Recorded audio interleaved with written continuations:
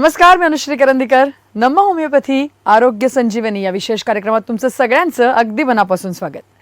या कार्यक्रमामध्ये आजचा जो आपला विषय आहे तो म्हणजे व्हेरिकोज वेन्स. व्हेरिकोज वेन्स म्हणजे एक्झॅक्टली काय आहे, त्याची लक्षणं, कारणं आणि त्याचबरोबर नम्मा होमिओपॅथीमध्ये त्याच्यावरती असलेल्या विविध उपचार पद्धती, या संपूर्ण अनुषंगाने या विषयावरती मार्गदर्शन करण्याकरता आपल्या सोबत आलेले आहेत डॉक्टर प्रणाली. डॉक्टर, कार्यक्रमामध्ये तुमचं अगदी मनापासून स्वागत. नमस्कार. डॉक्टर प्रणालीबद्दल सांगायचं झालं तर ते स्वतः गेल्या 3 वर्षांपासून नम्मा होमिओपॅथीमध्ये होमिओपॅथिक कन्सल्टंट म्हणून काम करतात आणि व्हेरिकोज वेन्स हा विषय आपल्याला आज ते समजावून सांगणार आहेत. त्यामुळे आपण थेट त्यांच्याकडे जाऊया आणि आजच्या विषयाला सुरुवात करूया. तर डॉक्टर, व्हेरिकोज वेन्स हा विषय आज आपण प्रेक्षकांसमोर घेऊन आलेलो आहे. सामान्य प्रेक्षकांना किंवा सामान्य लोकांना कळेल अशा भाषेमध्ये आपण काय सांगू शकाल, एक्झॅक्टली व्हेरिकोज वेन्स म्हणजे नेमकं काय? व्हेरिकोज वेन्स हा रक्तसंचारा निगडीत आजार आहे. म्हणजे तो आपल्या सर्क्युलेटरी सिस्टीमशी रिलेटेड आजार आहे. आपली सर्क्युलेटरी सिस्टीम ही फार मोठी आहे. या सर्क्युलेटरी सिस्टीममध्ये कुठले कुठले कंपोनंट्स आहेत आपण आधी ते जाणून घेऊयात. सर्क्युलेटरी सिस्टीममध्ये हार्ट म्हणजे हृदयाशिवाय आपल्या धमन्या म्हणजे आर्टरीज असतात आणि वेन्स ज्याला आपण सामान्य भाषेत शिरा असं आपण म्हणतो. हृदयातून शुद्धीकरण झाल्यानंतर संपूर्ण रक्त संपूर्ण शरीराकडे हे धमन्यांद्वारे किंवा आर्टरीजद्वारे पुरवले जाते. शिवाय जेव्हा हे अशुद्ध रक्त शुद्धीकरणासाठी हृदयाकडे येते ते शिरांद्वारे किंवा वेन्सकडे हृदयापर्यंत येत असते. ही जी संपूर्ण प्रक्रिया आहे अशुद्ध रक्त हृदयाकडे शुद्धीकरणासाठी येण्याची, ही संपूर्ण प्रक्रिया ही गुरुत्वाकर्षण शक्तीच्या विरोधात चालू असते. म्हणजे ही अगेन्स्ट द ग्रॅव्हिटेशनल फोर्स चालू असणारी प्रोसेस आहे.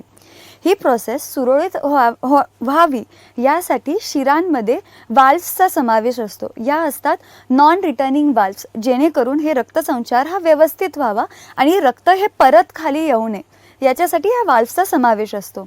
अनेक कारणांमुळे ह्या वाल्व्स वीक व्हायला लागतात आणि वाल्व्सची जी आहे तिथे डिफॉर्मिटी व्हायला सुरुवात होते आणि रक्त त्याच ठिकाणी साकाळायला सुरुवात होते. याच्यामुळे पायावर, शरीराच्या खालच्या भागांवर आपल्याला हिरव्या निळसर शिरा दिसायला सुरुवात होते. यालाच आपण सामान्य भाषेत व्हेरिकोज वेन्स असं म्हणतो. कित्येकदा लोकांना व्हेरिकोज वेन्सच्या लक्षणांची जाणीवही होत नाही, कारण की याचा त्रास हा मोस्टली पेनलेस असतो आणि त्यामुळे बरेच लोकांना या त्रासाची माहितीही इतकी नाही आहे. म्हणून आपण व्हेरिकोजचा सखोल अभ्यास करून आणि नेमका हा त्रास कसा आहे तो जाणून घेऊयात. तर डॉक्टर, आपण व्हेरिकोज वेन्सबद्दल समजून घेतोय आणि आता आपल्याला जे प्रेक्षक पाहत आहेत त्यांचेही काही प्रश्न आहेत, त्यांच्याही समस्या आहेत. आपण त्यांच्याकडे जाऊया आणि त्यांच्या समस्या काय आहेत नेमक्या त्या जाणून घेऊया, त्यांना मार्गदर्शन करूया. आपल्यासोबत आता एक कॉलर जोडले गेलेले आहेत. बोला, काय समस्या आहे तुमची? नमस्ते, माझं नाव प्रकाश आहे. माझं वय 55 आहे. माझं 8-8 तास उभं राहून काम असतं. त्याच्यामुळे मला व्हेरिकोज वेन्स झाला, त्याच्यानंतर अल्सर पण झाला. त्याच्यानंतर आता 1 वर्षापूर्वी त्याचं ऑपरेशन पण झालं. ऑपरेशन झाल्यानंतर 6 महिने मला बरं वाटलं. आता परत 5 महिने झाले, 4 महिने झालेत, परत ते ओपन झालेलं आहे अल्सर. आता परत ज्या ठिकाणी मी गेलो त्या ठिकाणी मला सांगितलं की आता परत त्याला ऑपरेशन करावं लागेल त्या अल्सरला. तर आता मला असं टेन्शन आलं की आता एकदा ऑपरेशन करून पण आता काही फायदा झालेला नाहीये. परत अल्सर झालेला. आता त्याच्यावर आपल्याकडे काही उपचार पद्धती आहेत का, आणि असेल तर मग काय आपण काय सुचवू शकाल? नक्कीच. तर डॉक्टर ते जसं म्हणतायत तसं की वारंवार त्यांना वाटतं सर्जरीज आता करायला लागते आणि एकूणच तो प्रकार वाढत चाललाय, मला वाटतं कॉम्प्लिकेट होत चाललाय. काय त्यांना आपण मार्गदर्शन करू शकतो? नक्कीच. जसं की मी आत्ता बोलले की व्हेरिकोज वेन्सच्या सर्जरीमध्ये आपल्याला तात्पुरता आराम मिळतो, कारण की आपण जी आत्ता दिसतीये जखम त्याला आपण रिपेअर करू शकतो. पण जे इतर ठिकाणीचे जे वाल्व्स आहेत ते सर्जिकली रिपेअर नाही होते, ज्याचं डिफॉर्मिटी आपल्याला दिसतही नाही. कित्येक वेळा ते आतून त्रास हा सुरू झालेला असतो आणि तो डायरेक्ट तुम्हाला अल्सर झाल्यानंतर दिसतो. जसं की आपल्याला आत्ता तुम्ही जसं सांगितलं मला कॉलवर की तुमचंही तेच झालं असणार आहे की तुमची सर्जिकली तो जो होता तो अल्सर व्यवस्थित झालाय, पण जी आतली जी रक्तसंचार सिस्टीम होती ती फॉल्ट होताच तो तसा, आणि आता ती दुसऱ्या ठिकाणी सुरू झाली आहे. नक्कीच आपण नम्मा होमिओपॅथीमध्ये जर तुम्ही याल तर आपण व्यवस्थित तुमच्या केसची आपण स्टडी करूयात. त्याच्या मागचं नेमकं मूळ कारण काय आहे ते जाणून तुमचा आजार हा मुळापासून कसा बरा होईल याचा नक्की प्रयत्न करूयात. आम्ही नम्मा होमिओपॅथीमध्ये नॉन सर्जिकली अल्सरचे केसेस कसे हँडल होतात हे आम्ही प्रयत्न करत असतो. शिवाय आपल्या औषधांमध्ये कुठल्याही प्रकारचा केमिकल्स किंवा स्टेरॉइडचा उपयोग नसतो, त्यामुळे ह्या औषधांचा कुठलाही साईड इफेक्टही होत नाही. म्हणून तुमचा जो आजार आहे आपण संपूर्णपणे बरा होऊन आणि हा परत उद्भवू नये याची नक्कीच काळजी घेऊयात. नक्की, जसं तुम्ही म्हणालात तसं की सामान्य भाषेत लोकांना कळलं असं आपण समजावून सांगितलेलं आहे की नेमके त्या दिसतात कशा प्रकारे व्हेरिकोज वेन्स. तर त्या अनुषंगाने मला तुम्हाला विचारायचं आहे की आता व्हेरिकोज वेन्स ज्या माणसांना दिसतात किंवा येतात, दिसायला लागतात, त्याच्या मागची नेमकी कारणं काय असू शकतात, त्याविषयी काय सांगाल? व्हेरिकोज वेन्स हा जसं आता मी सांगितलं की हिरव्या आणि निळसर दिसणाऱ्या या वळण्याच्या शिरा आहेत ज्या संपूर्ण शरीराच्या खालच्या भागात दिसू लागतात. ह्या पायांवर, पोठऱ्यांवर तुम्हाला कुठेही ह्या दिसू शकतात. याच्या मागचं कारण अनेक कारणं आहेत, पण प्रामुख्याने दिसणारं कारण म्हणजे लठ्ठपणा. अतिरिक्त काळ एका ठिकाणी बसून राहिल्यामुळे, डाएटरी हॅबिट्स, शरीराला व्यायामाचा अभाव या कारणांमुळे रक्तप्रवाह हा व्यवस्थित होत नाही आणि शिरांवर जास्त ताण येतो ब्लड फ्लो व्यवस्थित होण्यासाठी आणि ती झडप वीक होत जाते. त्यामुळे लठ्ठपणा हा व्हेरिकोज वेन्ससाठी प्रमुख कारण होऊ शकतं. याच्या व्यतिरिक्त स्त्रियांमध्ये व्हेरिकोज वेन्सचा त्रास हा आपल्याला जास्त जाणवून येतो. याच्या मागचं कारण म्हणजे गरोदरपणामध्ये होणारा वेट गेन आणि त्याच्यानंतर तो परत चेंज होणारा किंवा जो फ्लक्च्युएशन असतं वेटमध्ये, त्यामुळे व्हेरिकोज वेन्स होऊ शकतात. शिवाय आहारात आयर्न, कॅल्शियम असे मल्टीव्हिटॅमिन्सची कमतरता असल्यामुळेही रक्तसंचारा रिलेटेड त्रास होऊ शकतात आणि व्हेरिकोजचा त्रास आपल्याला स्त्रियांमध्ये दिसून येतो. स्त्रियांमध्ये अतिरिक्त काळ उभं राहण्याची सवय असते, जसं की स्वयंपाकासाठी म्हणा, सलग 2-2, 3-3 तास एका ठिकाणी उभं राहिलं जातं. किंवा कित्येक वेळा असं होतं की ज्या स्त्रिया शिलाई काम करत असतात, ज्या कंटिन्यू एका ठिकाणी बसून असतात, यांच्यामध्येही आपल्याला व्हेरिकोज वेन्सचा त्रास दिसून येऊ शकतो. शिवाय आजकालची आपली जी लाईफस्टाईल झाली आहे की तिथे आपल्याला हाय हील्स हे घालावे लागतात डे टू डे लाईफमध्ये, त्यामुळे सुद्धा रक्तप्रवाह हा व्यवस्थित न होता तिथेही व्हेरिकोज वेन्सच्या त्रासाची आपल्याला सुरुवात पाहता येते. याच्याशिवाय आणखीन व्हेरिकोज वेन्सचं कारण म्हणजे धूम्रपान. सिगरेट स्मोकिंगमुळे किंवा अतिरिक्त काळ धूम्रपान केल्यामुळे जे आपल्या शिरा आहेत त्या ताठ व्हायला सुरुवात होतात किंवा तिथे स्टिफनेस यायला सुरुवात होते आणि तिथे या वाल्व्समध्ये परत डिफॉर्मिटी किंवा वीकनेस यायला सुरुवात होऊन तिथेही व्हेरिकोज वेन्सचा त्रास होऊ शकतो.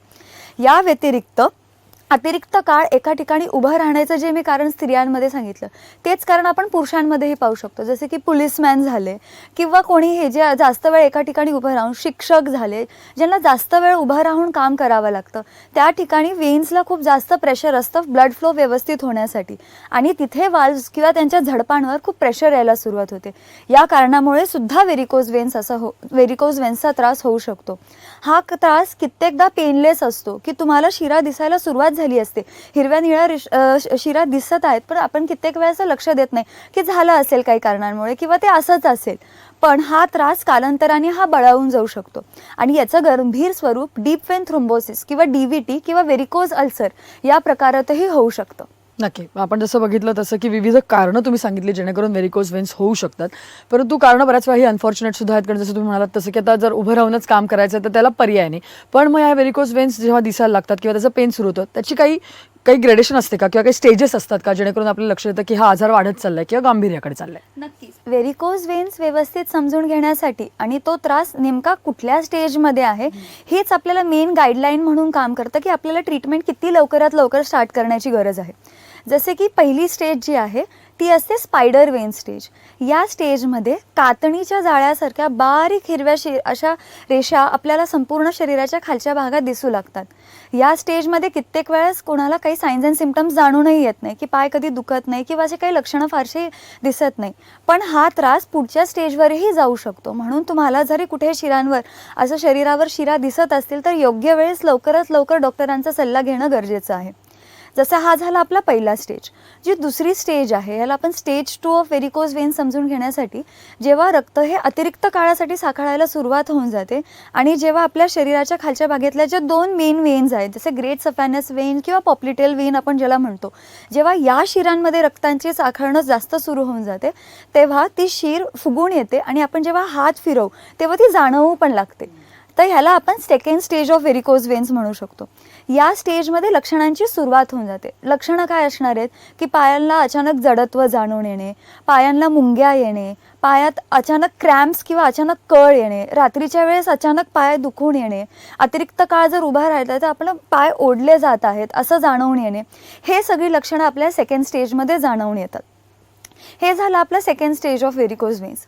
आता थर्ड स्टेज जो आहे हा थोडासा कॉम्प्लिकेटेड स्टेज आहे आणि कन्फ्युजन पण होऊ शकतं या स्टेजमध्ये जाणून घेण्यासाठी, कारण की या स्टेजमध्ये रक्त अतिरिक्त काळ साचल्यामुळे त्वचेवर काळसरपणा यायला सुरुवात होते आणि त्वचा काळी पडून त्वचेला कोरडेपणा येऊन तो खाज यायला सुरुवात होते. हा इतर स्किन डिझिजेससोबत सुद्धा कित्येकदा कन्फ्युजन होऊ शकतं की कारण की स्किन कोरडी पडलेली आहे, स्किनला खाज येते, हे तर आपल्याला असं वाटतं काहीतरी स्किन इन्फेक्शन आहे, पण हा सुद्धा व्हेरिकोज वेन्सचा एक प्रकार आहे आणि याला आपण व्हेरिकोज एक्झिमा असं म्हणतो.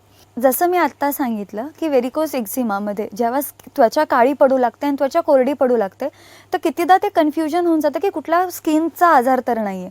मग आपण तात्पुरता पेशंट त्यावेळेस काय करतात की कुठलं तरी ऑइंटमेंट लावून तात्पुरता तो त्रास बरा होतो आणि त्वचेचा काळसरपणा हा कमी होऊन जातो आणि परत हा त्रास दुर्लक्षित केला जातो.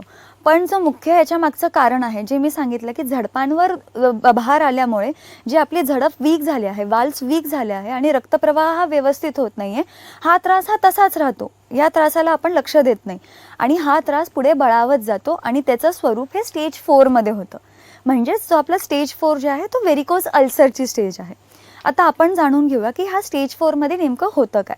जसं मी आत्ता सांगितलं की अतिरिक्त काळावर रक्त त्या ठिकाणी साचल्यामुळे तिथे प्रेशर बिल्डअप व्हायला सुरुवात होते आणि ती जी शीर आहे जिथे हे रक्त साखळलेलं आहे ती शीर फुटते आणि तिथे एक जखम तयार होते आणि कित्येकदा ही जखम पेनलेस असते की पेशंटला कळतही नाही की ही मला जखम झालेली आहे आणि तिथून ब्लिडिंग सुरू झालं आहे. कोणीतरी इतर माणूस बघतं की अरे तुला तिथे जखम झाली आहे आणि तिथून रक्त वाहत आहे, तेव्हा पेशंटला कळतं की अरे अच्छा मला एवढी मोठी जखम आहे. तर याला आपण व्हेरिकोज अल्सर असं म्हणतो. या अल्सरला आपण किती ऑइंटमेंट लावा, अँटीबायोटिक लावा, हा व्यवस्थित लवकर भरून येणारी जखम नसते, कारण याच्यात मेन कारण काय असतं की आपल्या झडप हे वीक आहेत म्हणून ही जखम काय पटकन भरत नाही. शिवाय याच्यात अजून एक धोका असतो की जर रुग्णाला याच्यासोबत कोमॉर्बिडिटीज असतील जसे की डायबिटीज, हायपरटेन्शन असे कुठलाही आजार जर आधीपासूनच असेल तो हा व्हेरिकोज अल्सर हील व्हायला किंवा तो बरा व्हायला अजून काळ घेऊ शकतो की त्याला तुम्ही कितीही अँटीबायोटिक्स घ्या, कितीही तुम्ही ड्रेसिंग करा, तो पटकन हा भरून येत नाही. तर आपल्या नम्मा होमिओपॅथीमध्ये आपण अशा प्रकारची औषधं देतो की जेणेकरून ही झडपांची जी वीकनेस आहे, जेणेकरून ते ब्लड फ्लो हे व्यवस्थित व्हायला पाहिजे अशी औषधं देण्यात येतात आणि ती जखम लवकरात लवकर कशी भरेल याच्यासाठी आपण तिथे औषधं देऊ शकतो. आता हे झाले स्टेज 4. कित्येकदा ही जखम होत नाही पण तिथे रक्ताच्या गाठी किंवा गुठळ्या व्हायला सुरुवात होते आणि ही रक्ताची गुठळी इतर आपल्या सर्क्युलेशन सोबत जेव्हा ती ट्रॅव्हल करू शकते तर त्याच्यामुळे आपल्याला अक्यूट इमर्जन्सीज पण येऊ शकतात. जसे की पहिलं त्याला आपण त्या रक्ताच्या गुठळीला आपण इंग्लिशमध्ये किंवा मेडिकल टर्ममध्ये आपण डीप वेन थ्रोम्बोसिस असं म्हणतो. जेव्हा ही रक्ताची गुठळी हृदयाकडे जाते तर आपल्याला कार्डियक अरेस्ट किंवा मायोकार्डियल इन्फार्क्ट अशा कॉम्प्लिकेशन्सची भीती असू शकते किंवा ही गुठळी जर तुमच्या मेंदूपर्यंत गेली तर अचानक स्ट्रोक येण्याच्या पण शक्यता होऊ शकतो आणि जर ही गुठळी तुमच्या फुफ्फुसांपर्यंत किंवा तुमच्या लंग्सपर्यंत गेली तर तिकडे तुम्हाला पल्मोनरी एम्बोलिझम सारखी अक्यूट इमर्जन्सी येऊ शकते. हे व्हेरिकोज वेन्सची लक्षणं आहेत. म्हणून वेळेत आपण ट्रीटमेंट घेऊन हे वाल्व्स कसे रिपेअर होतील आणि ब्लड फ्लो हा कसा रिस्टोर होईल, व्यवस्थित रिस्टोर होईल अशी आपण ट्रीटमेंट घेण्याची गरज आहे. डॉक्टर पुढचे कॉलर आपल्याबरोबर जोडले गेलेले आहेत. बोला. नमस्कार. नमस्ते डॉक्टर, माझं नाव पूजा यादव आहे आणि लास्ट 4-5 वर्षापासून माझ्या पायांना हिरवी निळी नसं दिसायला लागली होती. तेव्हा तर काही प्रॉब्लेम नव्हता तर मी पण अवॉइड केले आणि त्याच्यानंतर आता 6-8 महिन्यापासून त्याच्यावरती खाज पण यायला लागली आणि नसांची सूज पण वाढली आहे. तर त्याच्याकरता मी दाखवले होते डॉक्टरना, त्यांनी मला ऑइंटमेंट वगैरे दिले होते आणि त्याच्याने थोडाफार आराम पडला. पण मला आता प्रोग्राम बघतानाच असं वाटलं की हे व्हेरिकोज वेनचे प्रकार होऊ शकते. तर त्याच्याकरता नमा होमिओपॅथीकडे काही सोल्युशन अवेलेबल आहे तर त्याची माहिती द्या प्लीज. नक्कीच पूजा, मला वाटतं त्यांचा प्रश्न कळलाय आपल्याला. डॉक्टर काय सांगाल त्यांना? जसं त्यांनी आपल्याला सांगितलं आहे की त्यांना तुम्हाला व्हेरिकोज वेन्सची सुरुवात झालेली होती. जसे तुम्ही मागे सांगितलं की तुम्हाला हिरव्या निळ्या शिरांची दिसायला सुरुवात झालेली, तर हा व्हेरिकोज वेन्सचाच त्रास आहे आणि तो सध्या स्टेज 3मध्ये म्हणजे जसं मी आधी सांगितलं की हा व्हेरिकोज एक्झिमामध्ये गेलेला आहे.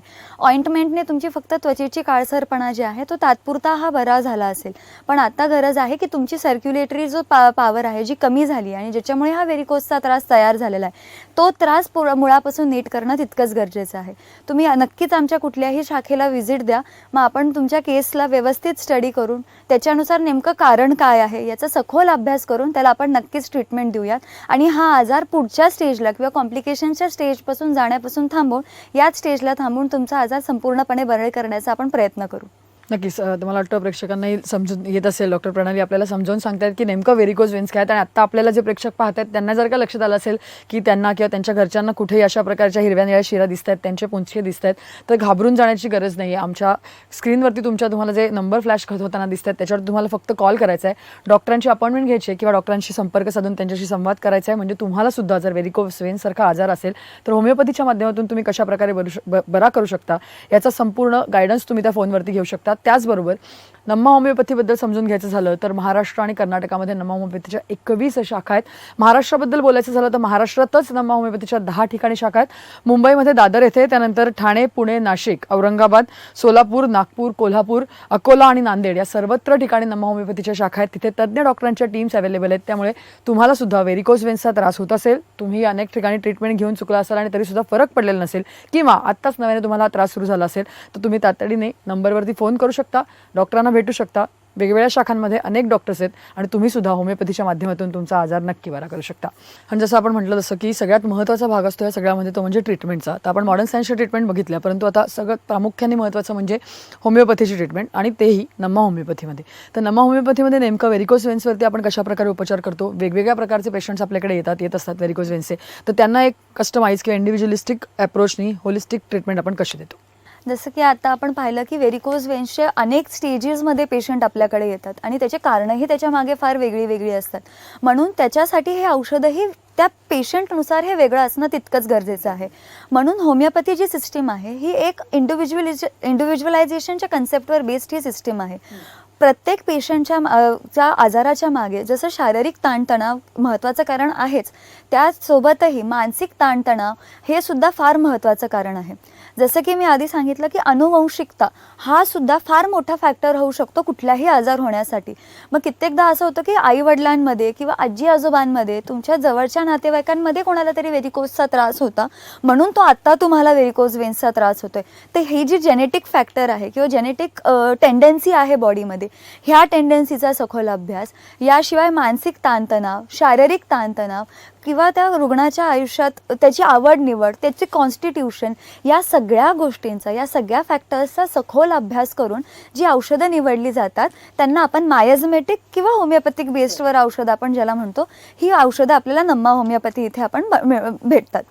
याच्याशिवाय जी आहे इम्युनोजेनिक म्हणजे काय, कुठलाही आजार हा संपूर्णपणे तेव्हाच बरा होऊ शकतो जेव्हा आपली इम्युनिटी किंवा आपली रोगप्रतिकारक शक्ती त्या आजाराला तितक्याच खणखरपणे किंवा तितक्याच ताकदीने त्या आजाराला सामोरे जाऊ शकते, डिफेन्स बॅक किंवा फाईट बॅक करू शकते. आणि आजकाल आपण जशी लाईफस्टाईल पाहत आहोत, सगळ्या गोष्टी लाईफस्टाईल, खाद्य संस्कृती ही सगळी बदलत चालल्यामुळे इम्युनिटी ही खूप वीक होत चालली आहे आजकाल. जो आजार व्हेरिकोजचा आधी 40च्या काळात आपल्याला दिसून यायचा, पण तो आता यंग एज ग्रुपमध्ये सुद्धा हा व्हेरिकोजचा त्रास सुरू झाला आहे. याचं कारण काय आहे की इम्युनिटी फार वीक होत चालली आहे आजकाल. तर नम्मा होमिओपॅथीमध्ये आपण असे इम्युनोजेनिक मेडिसिन जेणेकरून इम्युनिटी बिल्डअप होईल आणि अशा आजारांचा प्रोग्रेस न होता आजार त्याच स्टेजला थांबून आणि आजार लवकरात लवकर संपूर्णपणे कसा बरा होईल याची आपण नक्कीच दक्षता घेऊ शकतो. नक्की. आणि जसं आपण डॉक्टर आता म्हणतोय की आपण नम्मा होमिओपॅथीमध्ये अशा प्रकारे ट्रीटमेंट देतो की होमिओपॅथीच्या माध्यमातून ह्या सगळ्या ट्रीटमेंट जे सेफ आहेत, ज्याला साईड इफेक्ट नाही. परंतु मग प्रेक्षकांचा पुढचा प्रश्न असतो किंवा पेशंटला पुढचा प्रश्न जो पडतो तो म्हणजे माझा हा आजार कायमस्वरूपी बरा होईल का. तर व्हेरिकोज वेन्सच्या बाबतीत हे शक्य आहे? हो, नक्कीच. आता अजून एक कन्सेप्ट जी महत्त्वाची आहे ते म्हणजे आजाराचं स्वरूप बदलत्या काळानुसार हा बदलत चालला आहे. जसं की सांगितलं की व्हेरिकोज वेन्सच्या त्रासात आपण मॉडर्न सायन्समध्ये बघतो तर काही फारसे उपाय आपल्याला दिसत नाहीत की वाल्व्सचे फक्त रिपेअर होते. पण हा त्रास पुन्हा होऊ नये त्याच्यासाठी फार महत्त्वाचं काय आहे की ते वाल्व्स पूर्णपणे बरे झाले पाहिजे. जेव्हा ते वाल्व्स पूर्णपणे बरे होतील तेव्हाच सर्क्युलेशन तुमचं रिएस्टॅब्लिश होऊन हा त्रास परत होणार नाही. तर आपलं जे औषध आहे हे 6th जनरेशन पद्धतीचं औषध आहे की ते त्या लेवलला जाऊन की तुमच्या वाल्व्सची स्ट्रेंथ वाढवण्यासाठी आणि ब्लड सर्क्युलेशन परत रिस्टोअर होण्यासाठी, आणि जी त्रास आत्ता दिसतोय, ज्या शिरांवर तुम्हाला त्रास होतोय त्याच्यासोबत इतरही ज्या तुमच्या शिरा आहेत ज्यांच्यावर तुम्हाला आत्ता मे बी लक्षणं नाही दिसत आहेत, ते आत्ता तितक्या सुजल्याही नाही आहेत, पण तिथे त्रासाची सुरुवात झालेली आहे, ती पण स्टेज तिकडेच थांबून हा त्रास आपण तिथल्या तिथेच थांबून आणि परत दुसरीकडे हा त्रास उद्भवू नये याची आपण काळजी घेऊ शकतो. आणि एकदा जर तो वाल्व परत रिपेअर झाला तर तो परत तसा त्रास उद्भवू नये म्हणून त्याच्यासाठी पण आपण औषधं देऊ शकतो. नक्कीच डॉक्टर, म्हणजे आपण जसं सुरुवातीला म्हणलं होतं तसं की विषय छोटासा जरी असला किंवा हा आजार जरी असं दिसताना जरी असं वाटलं असलं की अगदी छोटासा आहे तरी पण गंभीर स्वरूप धारण करू शकतो. त्यामुळे मला वाटतं योग्य वेळेला याच्यावर उपचार करणंच गरजेचं आहे. आणि प्रेक्षक तुम्ही सुद्धा हे समजून घेणं गरजेचं आहे की व्हेरिकोज वेन्स हे दुर्लक्ष करण्यासारखं नाही आहे, त्याचं गंभीर स्वरूप धारण करता येण्यासारखं आहे. त्याच्यामुळे तुमच्यावरती ही वेळ येऊ नये याकरता मात्र तुम्हाला वेळीच लक्ष देणं गरजेचं आहे. होमिओपॅथीच्या माध्यमातून नमा होमिओपॅथीमध्ये तुम्ही जर का आलात